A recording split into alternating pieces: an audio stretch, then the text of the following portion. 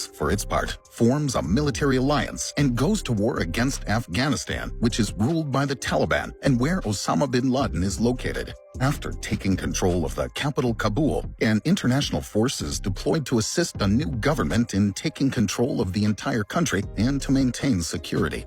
2 years later, the United States launches another offensive, this time against Saddam Hussein's Iraq. In 2 months, Baghdad falls. NATO is then called upon, on the one hand, in Afghanistan to take command of the international force there, and on the other hand, in Iraq, to train and supervise the country's new troops. In 2004, the Baltic states, Slovakia, Slovenia, Romania, and Bulgaria joined NATO.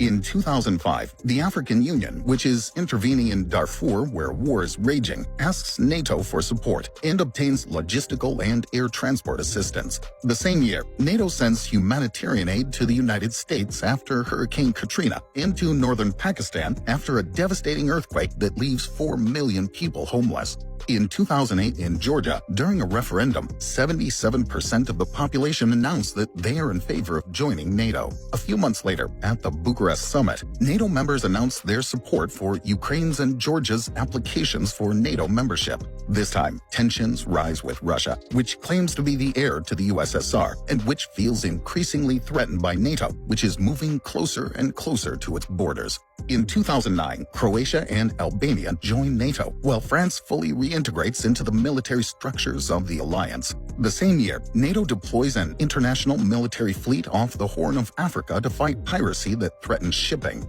In 2011, NATO intervenes in Libya during the Arab Spring, officially to protect civilians. The organization bombs Sirte, where Muammar Gaddafi had taken refuge, which accelerates his fall.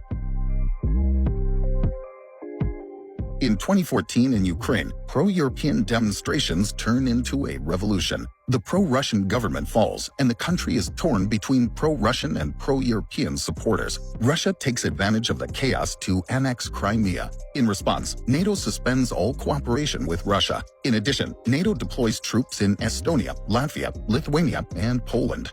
In 2017, Montenegro joins the alliance, and in 2020, North Macedonia becomes the 30th member of NATO. The following year in Brussels, NATO members reiterate their desire to integrate Ukraine into the alliance. In Afghanistan, the international force leaves the country without having succeeded in defeating the Taliban, who regained control of the country after 20 years of expensive war.